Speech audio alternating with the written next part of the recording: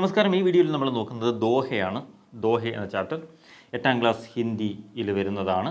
അപ്പോൾ 2 ദോഹയാണ് നമുക്ക് പഠിക്കാനുള്ളത്. ഒന്ന് കബീർ എഴുതിയതും രണ്ടാമത്തത് റഹീം എഴുതിയതും. നമുക്ക് നോക്കാം ഓരോന്നായിട്ട്. ആദ്യം ഈ കബീറിനെ പറ്റിയുള്ള ഡിസ്ക്രിപ്ഷൻ കൊടുത്തേക്കുന്നത് എന്താണെന്ന് നോക്കാം. കബീർ ഹിന്ദി സാഹിത്യക്ക് സന്ത് ശിരോമണി ഹേ.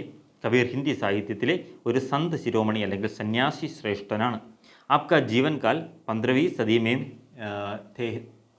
മേം ഥ. അദ്ദേഹത്തിൻ്റെ ജീവിതകാലം 15ാം നൂറ്റാണ്ടിലായിരുന്നു.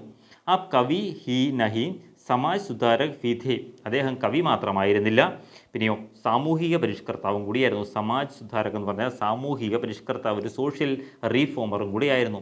നീരു ഔർ നീമ നാമക് ജുലാഹെ ദമ്പതിനെ ഉൻകാ പാലൻ പോഷൺ കിയ.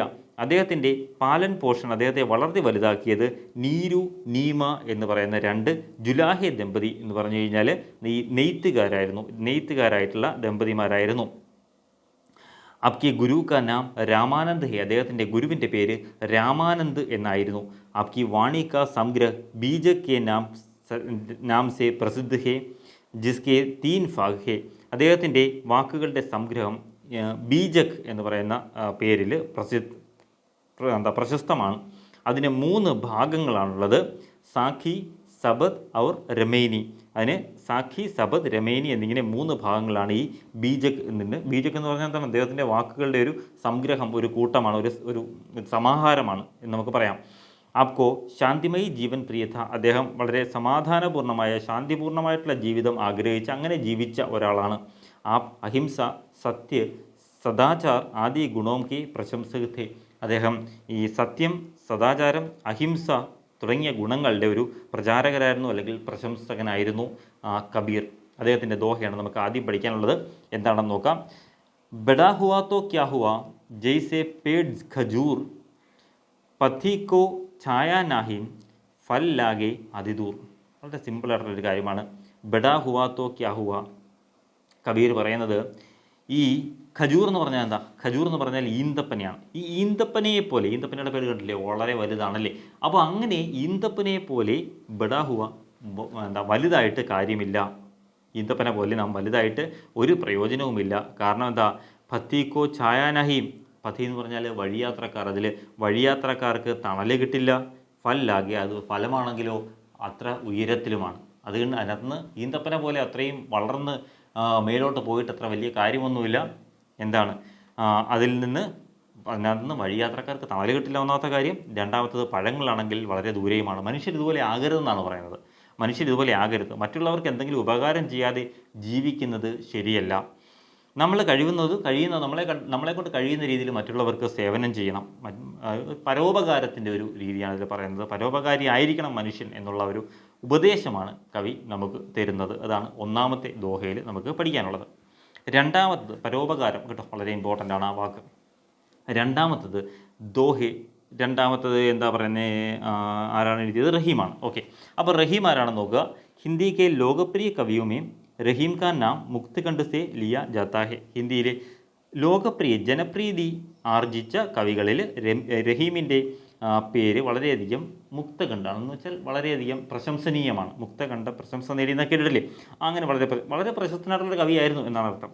ഉൻകാ പൂരാനാം, അദ്ദേഹത്തിൻ്റെ പൂർണ്ണമായിട്ടുള്ള പേര് അബ്ദുറഹീം ഖൻഖാന ഥ. അദ്ദേഹത്തിൻ്റെ ഫുൾ നെയിം, അതായത് പൂർണ്ണമായിട്ടുള്ള പേര് അബ്ദുറഹീം ഖൻഖാന എന്നായിരുന്നു. उसका जन्म सन 1556 ईस्वी के लगभग लाहौर नगर अब पाकिस्तान में हुआ था. അദ്ദേഹത്തിൻ്റെ ജനനം 1556 ലാഹോർ, പാകിസ്ഥാനിലാണ്. അന്ന് ഇന്ത്യയിലായിരുന്നല്ലോ. അപ്പോൾ ഇപ്പോൾ പാകിസ്ഥാനിലുള്ള ലാഹോറിലാണ് അദ്ദേഹം ജനിച്ചത്. അക്ബർ ബാദ്ഷാ കെ സംരക്ഷക് ബൈരം ഖാൻ കെ പുത്ര ഹെ. അദ്ദേഹം ഈ അക്ബർ ചക്രവർത്തി അറിയാലോ, അദ്ദേഹത്തിൻ്റെ അംഗരക്ഷകനായിട്ടുള്ള ബൈരം ഖാൻ്റെ പുത്രനായിരുന്നു റഹീം.